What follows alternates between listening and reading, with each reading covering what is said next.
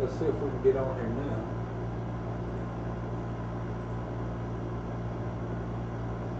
Now we're on.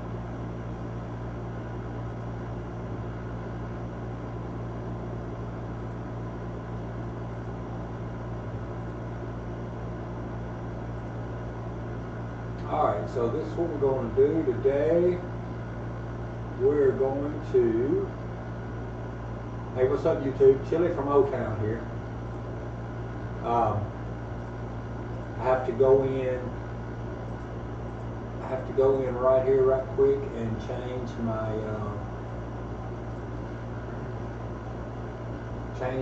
chat URL. Every time that you start a new video for the method I'm using, that is the case. Alright, so we should be good now, so I'm going to say 4, 5, 6. Boom, we got chat, we got live view. What's up, Midnight? I have a less than an hour, I have maybe 30 minutes, 45 minutes. So I was going to do a quick session. I've got a $1,000 bankroll right here. I only have about, like I said, I have to be at a job site at 5 p.m. My time is 4:18, so I've got, what, 30, 40 minutes. It won't take me long, 5, 10 minutes to drive to the job site from here, from home. So I got to be there at 5. I got a few minutes. I don't have to be there on time. I mean, it's not like a deadline, but I want to be there around 5. So let's get started. $25 is for the ATS, which is 10, 5, and 10. And then a $10 pass money. Alright, I'm going to be off when we come out, so I'm not even going to put any place bets up right now. I just want to get a point established. So here we go. The dice that we're going to be using is, I'll put that money there. Keep it out of my way down here. 3, 2, 3, 6.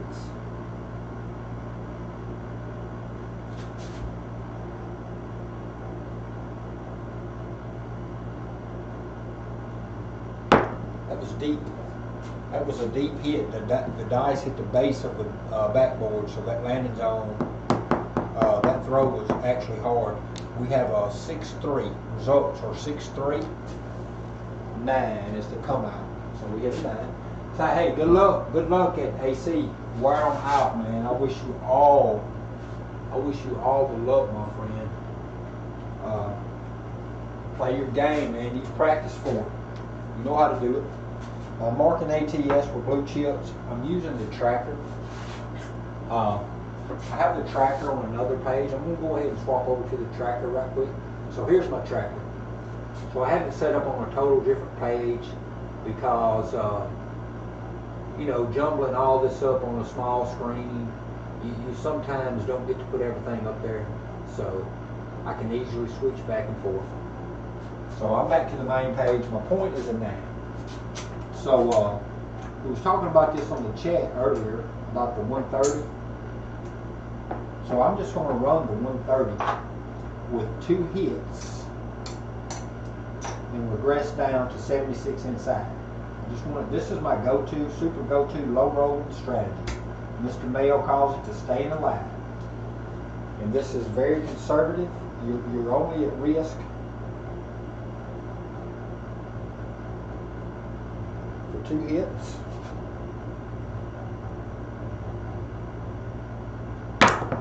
Dice went deep again. That was still a deep throw.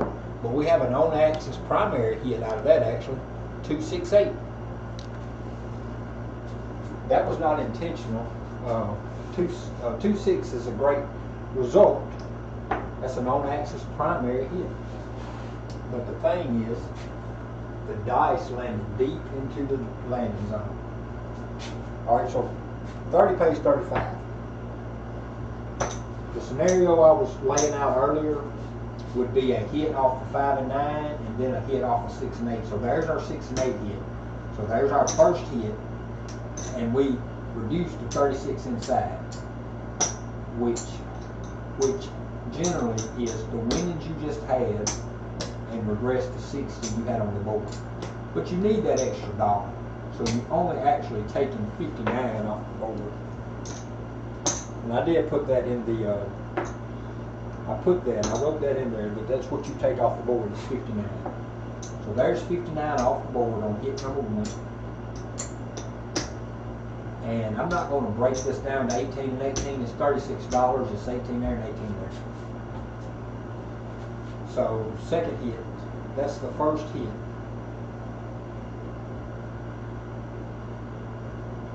The second hit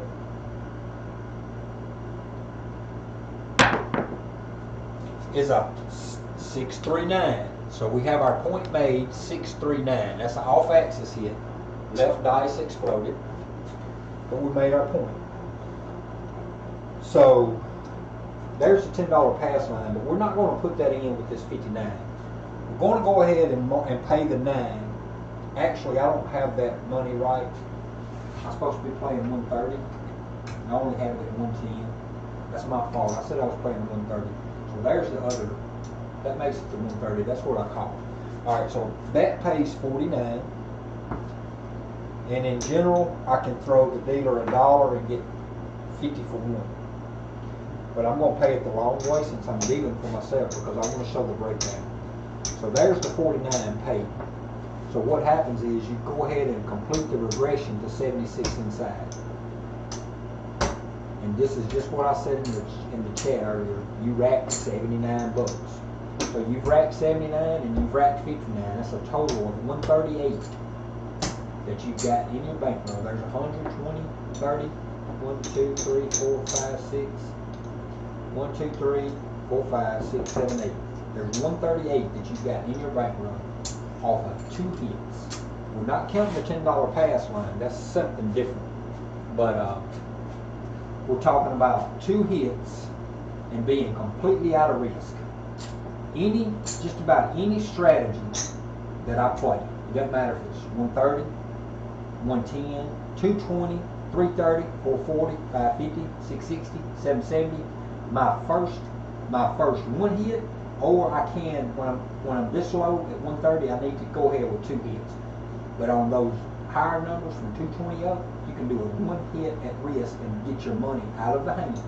I like doing this because I no longer at this point, I'm $8 to the profit. I'm $8 to the profit.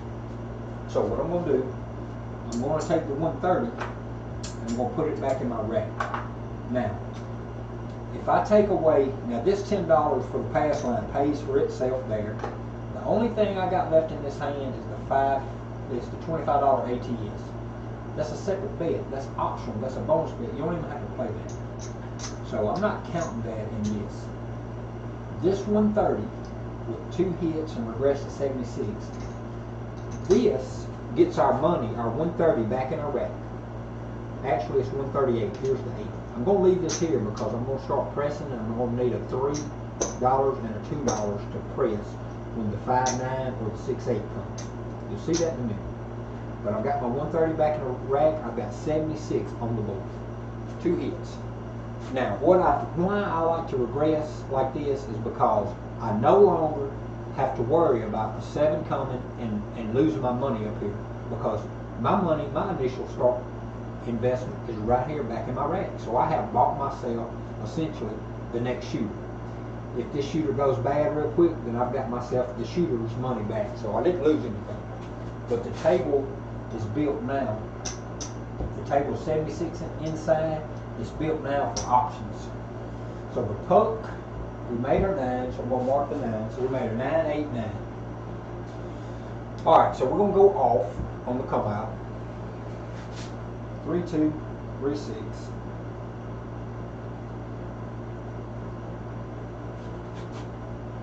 Nicer up.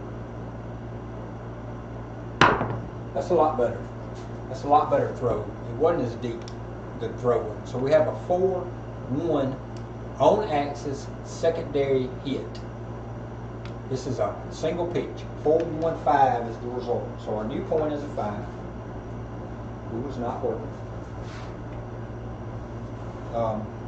If I can, there's different things. I said for a long time I need not work that come out. Then sometimes I get greedy, I guess, and I start trying to work it. Well, I don't call it greedy. Let's say I get comfortable. I get comfortable if I get my shot down in. Low. That was short. See, I caught it before it ever hit. Landing zone is short. When I throw a short landing zone, I always end up with this down 7. And I knew it as soon as I released it. I said low. And I meant to say, I was calling it low landing zone, short landing zone. 167. Every time I get that short landing zone, I end up with a dang 7. Now, fortunate enough, we were able to take our 2 hits and down to 76. So really the only thing we lost in this shooter is the 25 ATS, but we still have that 8 right there. So we lost $17 on that shooter, which that was, don't want to lose anything. But ATS is optional. So again, we lost our $10 pass line. So we're going to put our $10 pass line up. We're going to put our $25 up for our ATS. Now we're up on all that. We're not going to put any place bets out there because this is a new shooter. So here we go. Right here. See if we can get this toss better this time. That was a short throw.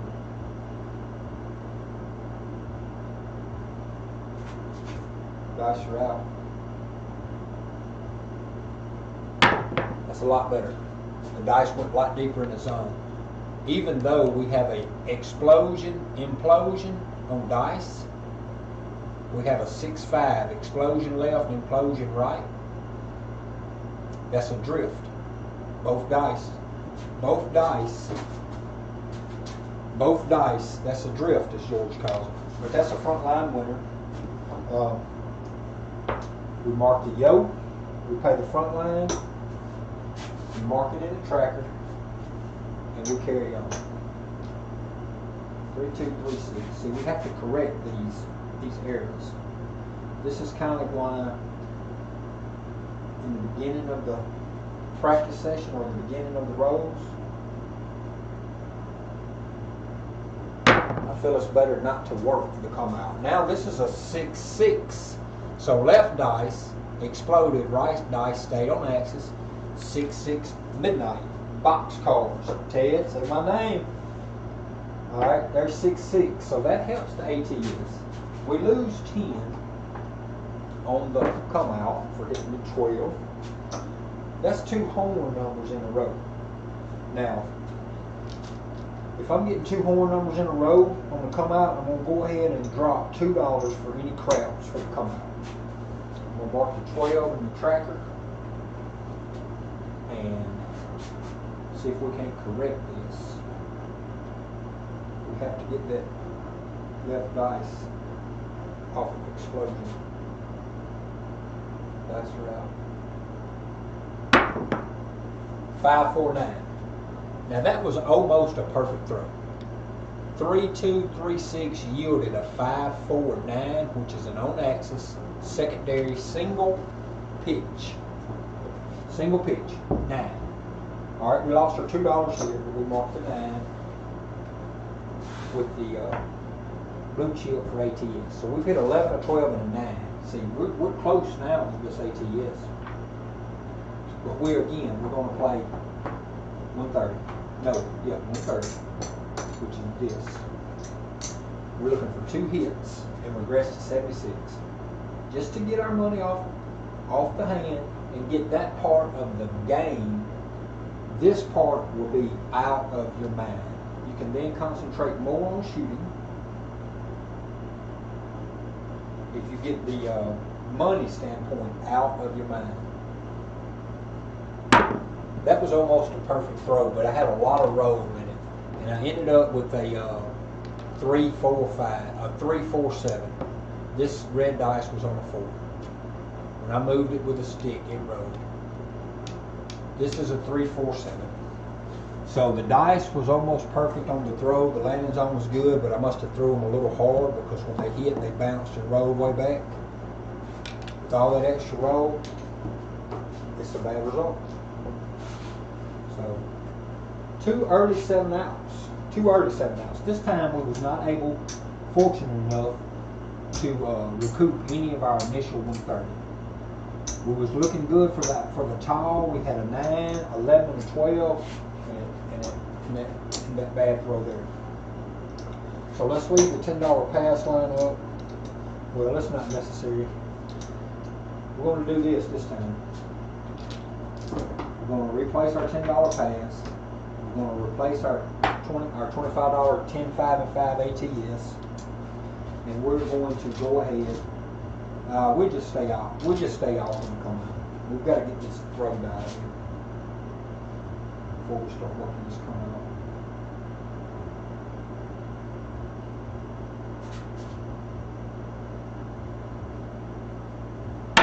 Short. 3-1-4.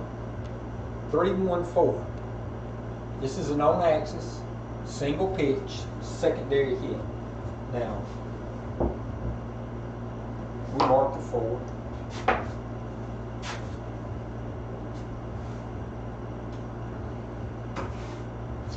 And we're going to go with our 130 again.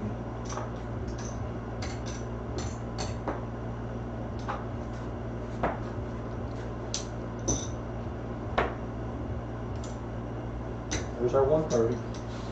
Now we need 2 hits. 3, 2, 3, 6.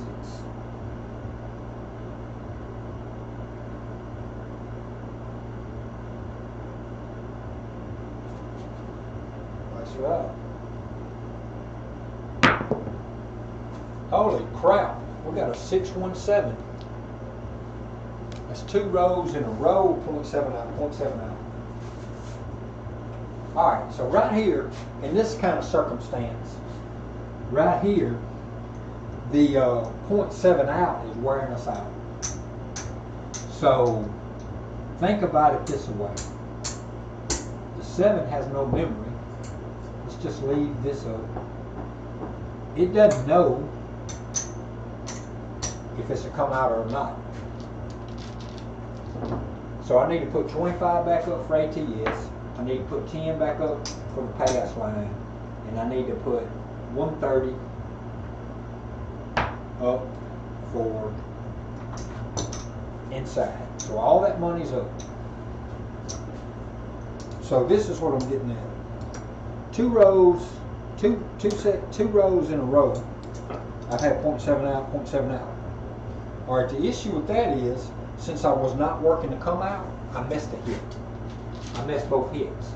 So if I would have been working to come out, I could have reduced. I would have been able to take some of this down both times. Well, that second wouldn't, because I had a 4 come out. So what we're going to do here, we're going to go ahead. We're going to work to come out. We're going to work to come out. Take a chance. I mean, the dice. Don't know if it's to come out or not.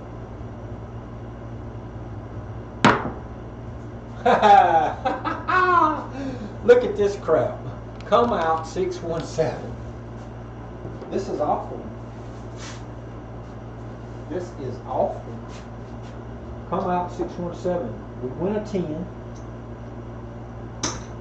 We lose 25 for ATS. Replaced.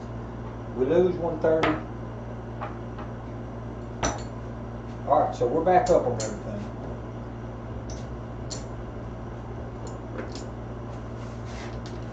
Back up on everything.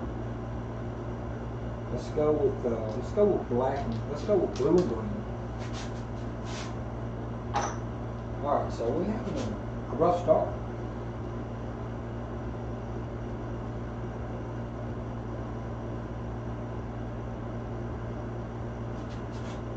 That's right.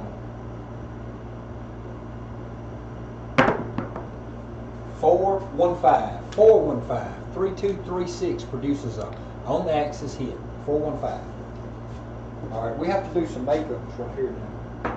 We have to get serious and make up. We've gotten down on SOR. We've gotten down. I didn't see the answer, Ted, but I think last week or before, I think you're the one that was telling me was saying that the fire vet only works. I mean, the fire vet is not affected by the come out sound.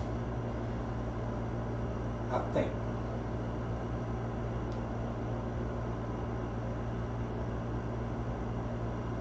Now, fortunately enough, today. Oh, wait a minute. My first shift was a 5. I didn't pay myself for 49. I didn't pay my first 49 and regressed to my first step of my 76 inside. I need to do that.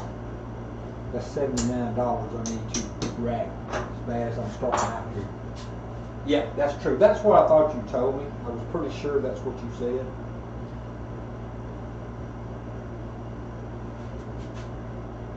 That's right.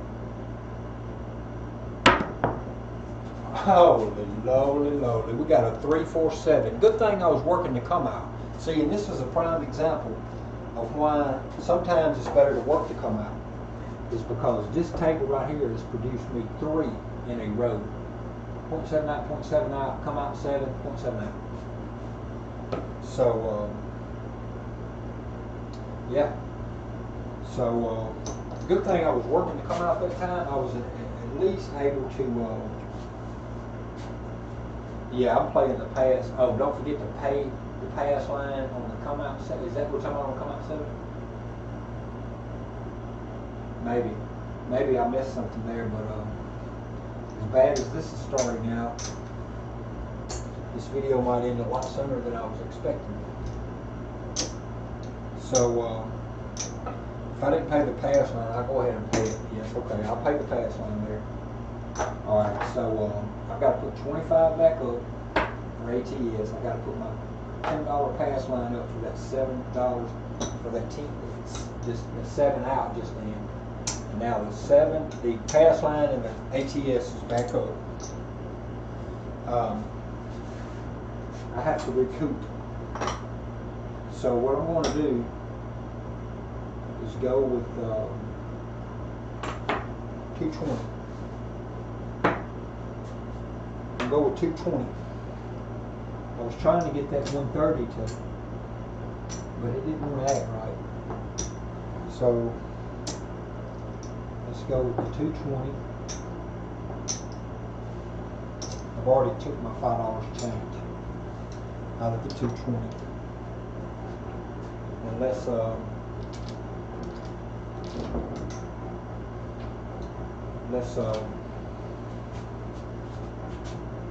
work the come out.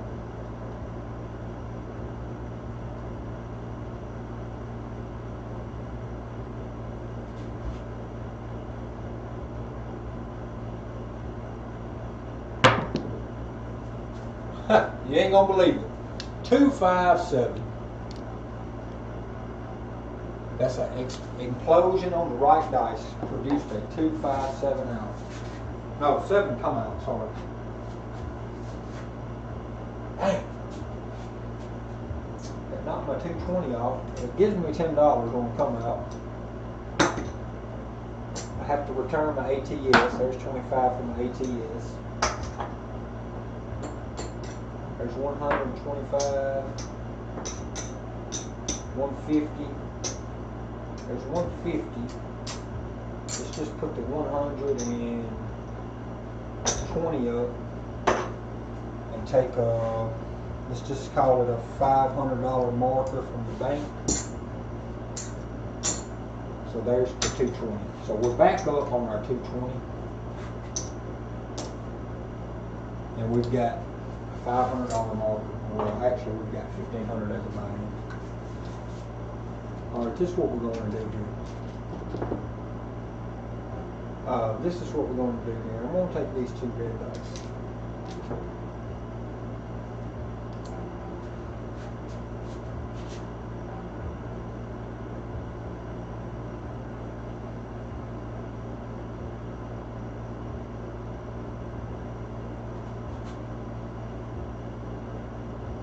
Work 6s. Midnight box cars. 6-6. come out 12. So I have to re-up. I have to re-up my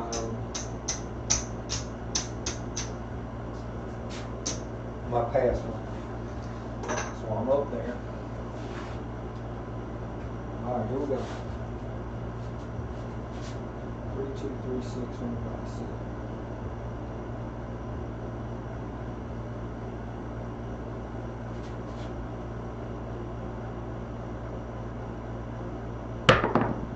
We have a 3-1-4. Left dice is a 3, right dice is a 1. 3-1 forward, which is an on-axis secondary single pitch hit.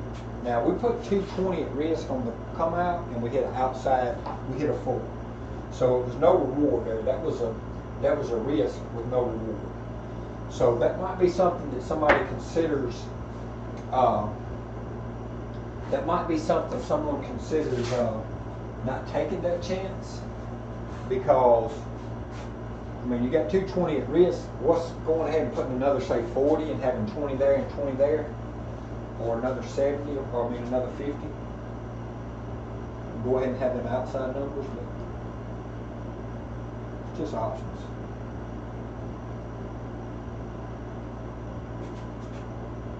Nice round.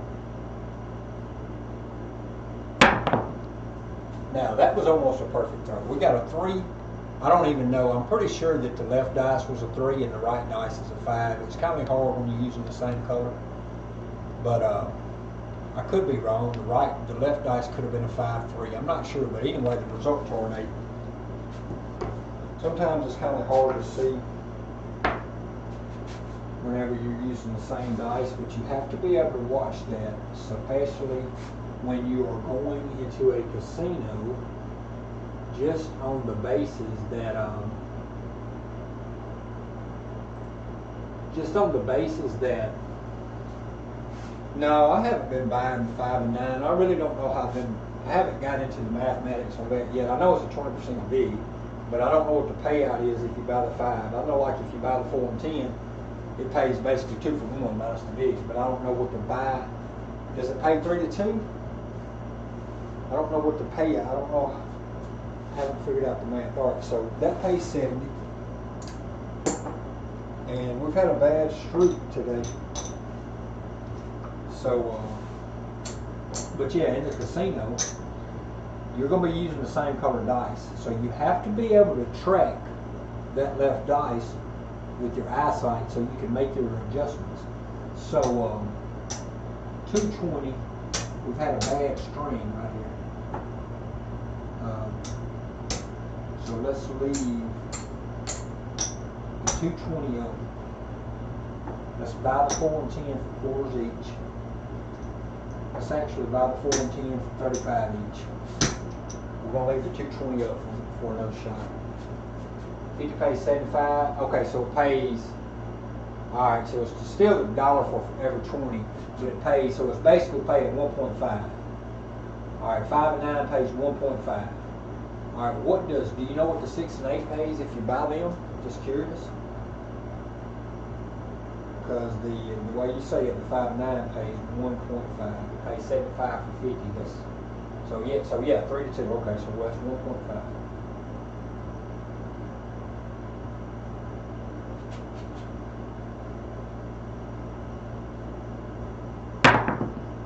Alright, we got the 3-1-4. 3-1-4 is our point made. 3-1-4, and we have that 4 bought for 35. So for $1, it pays us 70 on the 4. And it pays us a $10 pass line. And let's see. That's it. So this time, let's go ahead and put 4 and 10 for 50 each instead of 35. Let's go ahead and go to our 130 on the inside. Like that. And now we hit our 4. Alright. It's like a $2 difference, okay. So yeah, I'll probably start familiarizing myself more with the buying on the 5 and 9. Now, working to come out.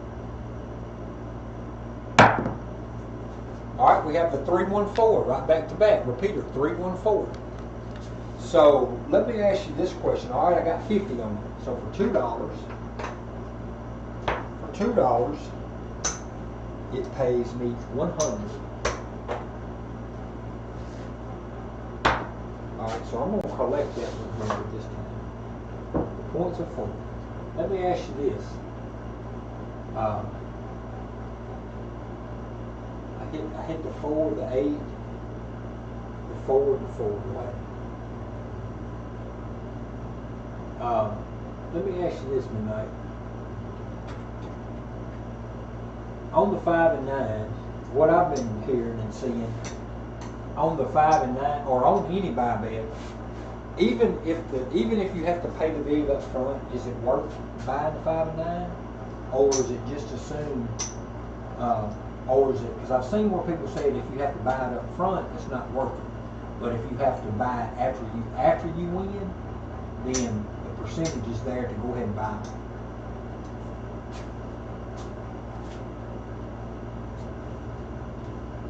All right, 3236 is our point. I mean, our forward is our point.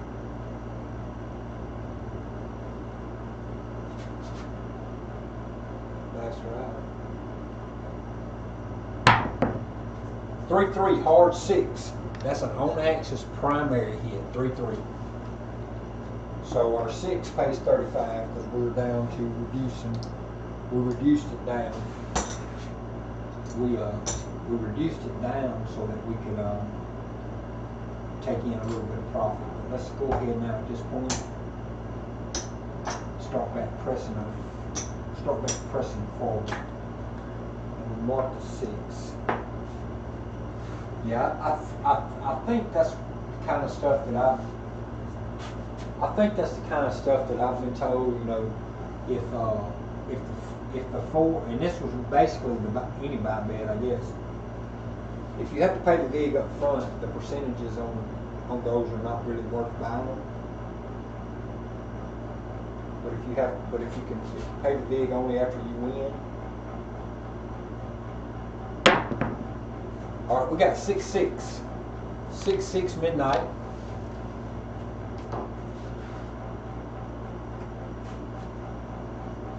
So for the rest of this series right here, after this session, I'm probably going to have to call it because I'm going to have to head to the job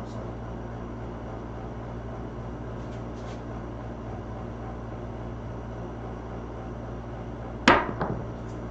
And there's this session. That was a low landing zone. When I call it low, I'm saying when I want to say short, I call it low landing zone. When the dice start landing way out here, I end up with this terrible skinny every time. My landing zone has to be close to the back. But this was kind of a rough session. But I needed to get this little bit of practice in. I come on a little bit to talk about this 130 inside.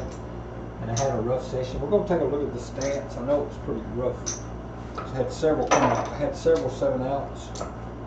Even had to get a $500 extra $500 from the bank, and I never recouped anything. So let's see what that was a 7. Mark that in the stats. All right, so there's the $500 marker I got. So I can pay that back. So I'm down. You can see I'm down quite a bit from 1,000. I mean, that's 75. That's maybe 60. So I'm down over 800.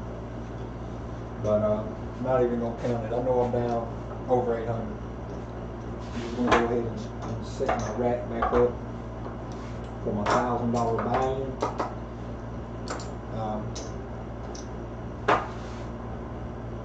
Get my chip rack ready for my next set,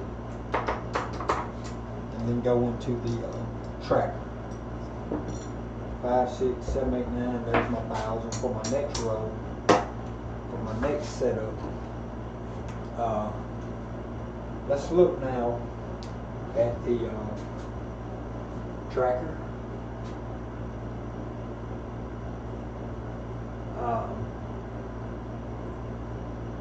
Yep, 7 kicked our butt. 7 kicked our butt deadly. It was deadly. We had a SOR of 4.6, SRR of 3.3 for 23 rows. So that was a short, quick session, and we got our butt handed to us. We lost over $800, and the 7 was the dominant number. The 4 come in second place with 4 hits.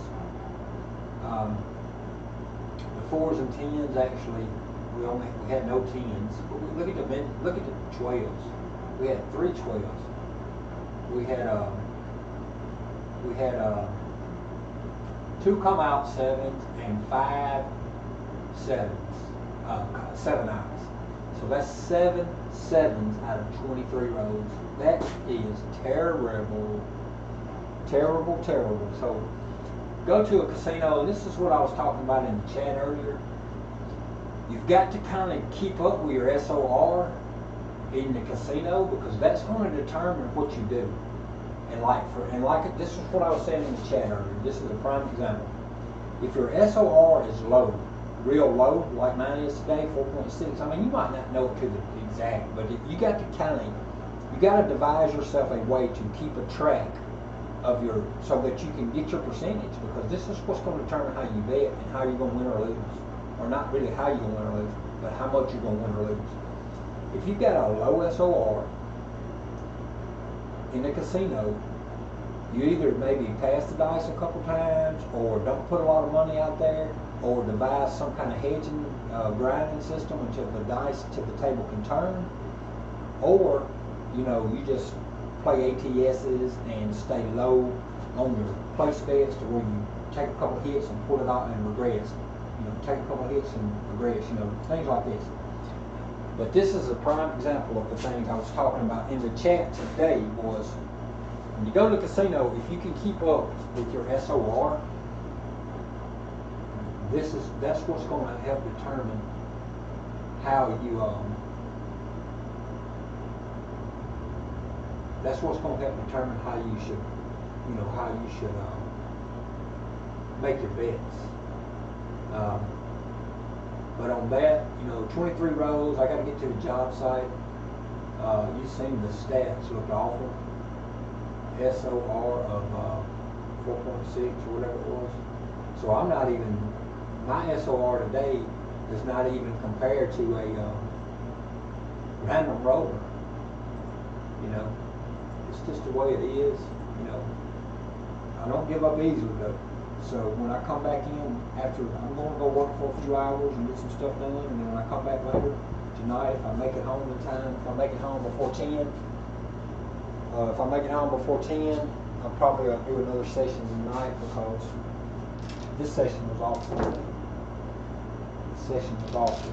4.6 SOR, 3.3 SRR. So, but hey, midnight. I appreciate you hanging out with me. I appreciate you chatting with me and giving me the information you have. Good luck at the casino tonight, brother. I wish you all the best, my friend. I hope you come back and show us another picture like you showed us this morning. So on that note, Chili from Motown, and I sure out.